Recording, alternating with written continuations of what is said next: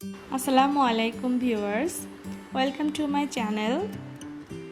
মিষ্টি কিন্তু আমাদের সবারই কম বেশি পছন্দের একটি আইটেম, আর সেটা যদি খুব সহজেই বানিয়ে ফেলা যায় বাসাতেই, তাহলে তো আর কোনো কথাই থাকে না।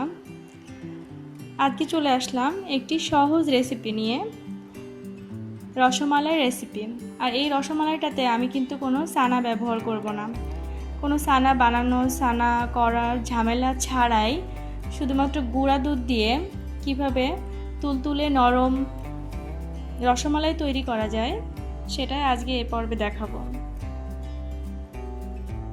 ও হ্যাঁ, আর যারা এখনও আমার চ্যানেলটিকে সাবস্ক্রাইব করেননি, তারা সাবস্ক্রাইব করে রাখুন, আর নতুন নতুন ভিডিও আপডেট পেতে বেল আইকনটি প্রেস করে রাখুন। এজন্য আমাদের এখানে যে যে উপকরণগুলো লাগছে তা হলো গুঁড়া দুধ 1 কাপ, চিনি আধা কাপ, 1 টেবিল চামচ ঘি, আমি এখানে গাওয়া ঘিটা ব্যবহার করেছি, হাফ চা চামচ বেকিং পাউডার, আর নিয়েছি 1 চিমটি পরিমাণ জর্দার রং। আমি এখানে জর্দার রংটা শুধুমাত্র কালারের জন্য ব্যবহার করেছি, আপনারা চাইলে কিন্তু এটা বাদও দিতে পারেন। আর সেক্ষেত্রে 2 চা চামচ দুধে সামান্য পরিমাণ স্যাফরনও কিন্তু ব্যবহার করতে পারেন। আর লাগছে 2টা ডিম। আমি এখানে রুম টেম্পারেচারে 2টা ডিম নিয়ে নিয়েছি। ডিমটা যদি ফ্রিজে থাকে তাহলে অবশ্যই 2 ঘন্টা আগে ডিমটাকে বের করে রেখে তারপর ব্যবহার করবেন। আর নিয়ে নিয়েছি 1 লিটার দুধ। আমি এখানে ফুল ফ্যাটযুক্ত দুধ নিয়ে নিয়েছি। এখন আমি ডিমটাকে খুব ভালোভাবে ফেটে নিব।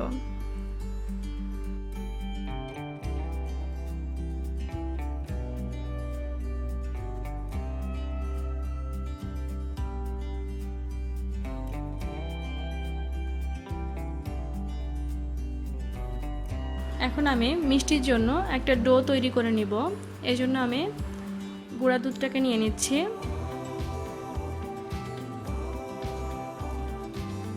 আর এর সঙ্গে মিক্সড করে দিব বেকিং পাউডার। বেকিং পাউডার আর গুঁড়া দুধটাকে আমি খুব ভালোভাবে মিশিয়ে নিব।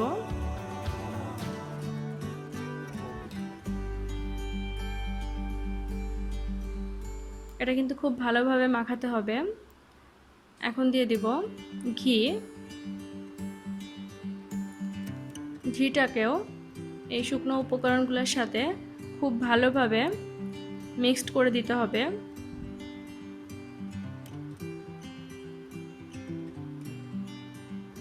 এই ঘিটা খুব ভালোভাবে দুধের সঙ্গে মেশানোটা কিন্তু খুবই ইম্পর্ট্যান্ট। এই জন্য এভাবে চটকে চটকে খুব ভালোভাবে ঘিটাকে গুঁড়া দুধের সঙ্গে মিশিয়ে দিতে হবে।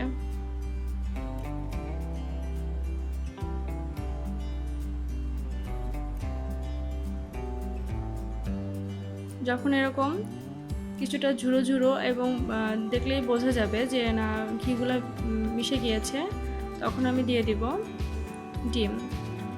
আমার এখানে 2টা ডিম সম্পূর্ণটাই লাগবে না, যতটুকু লাগবে আমি ততটুকু ব্যবহার করব, বাকিটা আমি ব্যবহার করব না।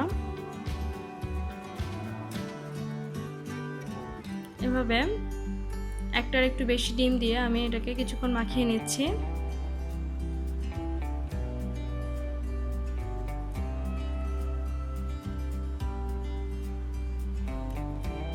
আমার আরও একটু ডিম লাগছে। এই ডোটা কিন্তু সাধারণ যে আটা ময়দার যে ডো হয়ে থাকে ওই ডোটা থেকে একটু নরম হবে। ওই ডোটার মতো অত শক্ত কিংবা ওই ধরনের হবে না, ওটা থেকে একটু থিক হবে। আর এই পর্যায়ে কিন্তু হাতে লেগে যেতে পারে, এটা নিয়ে কিন্তু ভয় পাওয়ার কিছু নাই।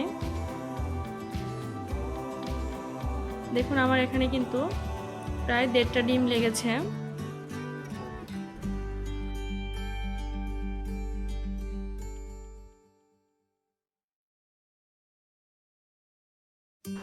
আমার ডোটা কিন্তু তৈরি হয়ে গিয়েছে। এখন আমি এটাকে 10 মিনিটের মতো রেস্টে রেখে দিব। 10 মিনিট পর এটা থেকে আমি আমার পছন্দ মতো শেপে মিষ্টি করে নিব। 10 মিনিট পর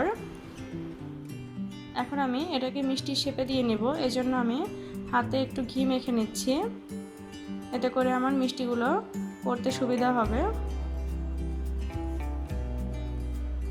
এখন আমি আমার পছন্দ মতো শেপে মিষ্টিগুলো বানিয়ে নেব। আপনারা এখানে একটা জিনিস খেয়াল করবেন যে আপনারা যতটুকু যে শেপে যে সাইজের মিষ্টিটা বানান না কেন, এটা কিন্তু ফুলে দ্বিগুণেরও বেশি হয়ে যাবে। সেভাবেই কিন্তু আপনারা সাইজটা সিলেক্ট করবেন।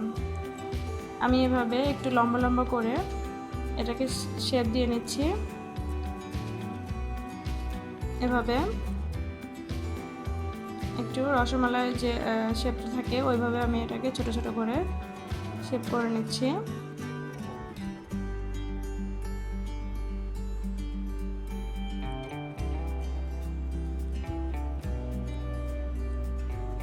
আমি আরও একটা রসমালাই এখানে তৈরি করে দেখাচ্ছি। দেখুন, এটা কিন্তু অনেক সফট হয়েছে। আর এটা যখন আমি বানাচ্ছি তখন কিন্তু আমার খুব বেশি প্রেশারাইজড করা লাগছে না।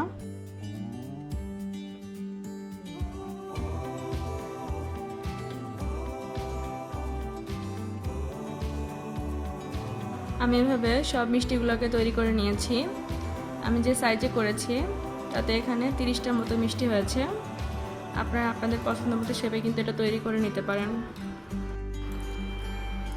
আমি এখন মিষ্টিগুলোকে জাল করে নেওয়ার জন্য একটা দুধের মিশ্রণ তৈরি করে নিব। এজন্য আমি যে 1 লিটার দুধ নিয়েছিলাম ওটা চুলায় বসিয়ে দিয়েছি, আর এটাতে দিয়ে দিয়েছি হাফ কাপ চিনি।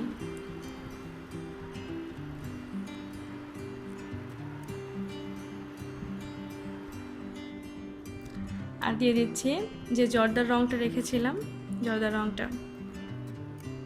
আমি আবারও বলছি, আপনারা কিন্তু এই জর্দার রঙটা চাইলে স্কিপ করতে পারেন।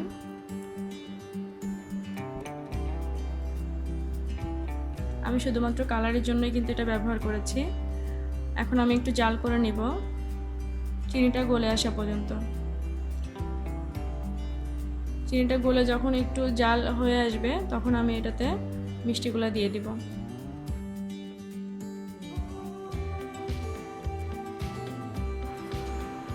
তো দুধটা জাল করা হয়ে গিয়েছে। আমি কিন্তু এখানে কোনো বলক তুলে নিইনি, শুধুমাত্র চিনিটা গলা পর্যন্ত অপেক্ষা করেছি। এখন আমি যে মিষ্টিগুলো বানিয়ে রেখেছিলাম সেগুলো এখানে ছেড়ে দিচ্ছি।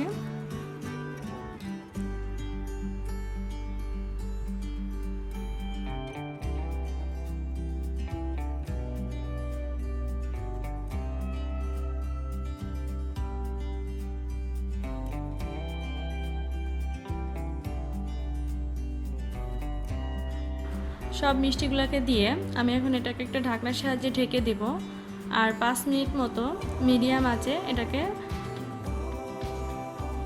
জাল করে নিব। এই পর্যায়ে কিন্তু ঢাকনাটা খোলা যাবে না, ঢাকনাটা বন্ধ করেই কিন্তু এই জালটা করতে হবে।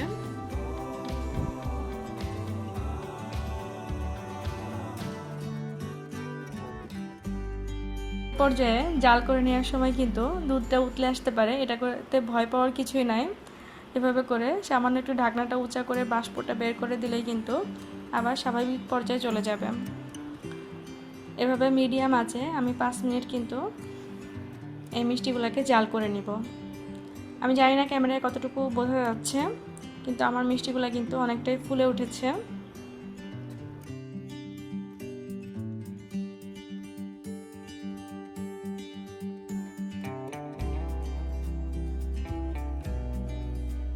পাঁচ মিনিট পর দেখুন মিষ্টিটা কিন্তু ফুলে দ্বিগুণেরও বেশি হয়ে গিয়েছে।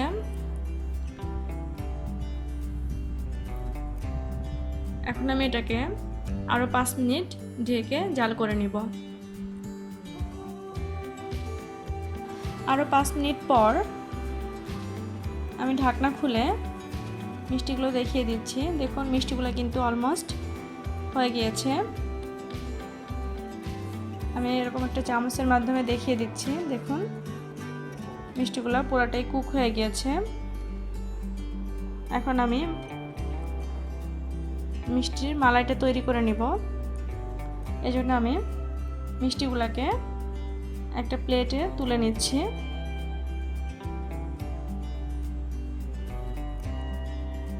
আমি এই দুধটাকে ঘন করে রসমালাইয়ের মালাইটা তৈরি করে নিব, যার কারণে আমি সবগুলো মিষ্টিকে তুলে নিচ্ছি। এখন আমি এই দুধটাকে খুব ভালোভাবে জাল করে নিব। এ পর্যায়ে কিন্তু আমি দুধটাকে অনবরত নাড়তে থাকবো, নেড়ে যতটুকু দুধ আছে তার 3 ভাগের 1 ভাগ করে নিব। আমি দুধটাকে জাল করে 3 ভাগের 1 ভাগ করে নিয়েছি। এখন এই মিষ্টিগুলোকে আবার আমি এই মালাইয়ের ভিতরে বা দুধের ভিতরে দিয়ে দিচ্ছি। এখন আমি এটাকে ঢেকে আরও 2 মিনিট জাল করে নিব।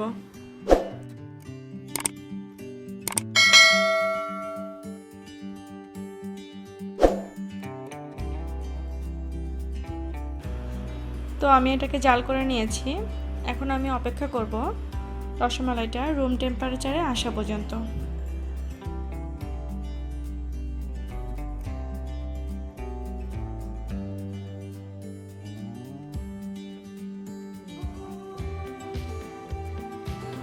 দেখুন রসমালাইটি কত নরম আর তুলতুলে হয়েছে।